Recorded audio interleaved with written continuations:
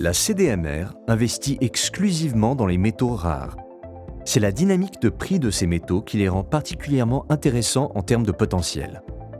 Les métaux de base, tels que le cuivre ou le nickel, ou les métaux précieux, tels que l'or ou le platine, sont directement exploités par les sociétés minières et sont de ce fait des produits primaires.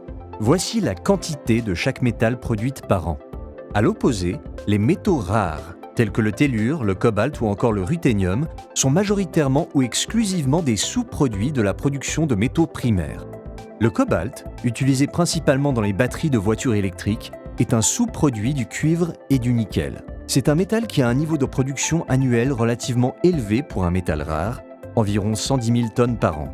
Et si nous regardons les prix relatifs plutôt que les masses relatives, nous voyons tout de suite pourquoi le cobalt est essentiellement considéré comme coproduit du cuivre et du nickel. L'élasticité prix de l'offre pour le cobalt est donc relativement élevée pour un métal rare. En contraste avec le cobalt, voyons le rhénium, dont une des principales applications est dans les superalliages pour les réacteurs d'avion.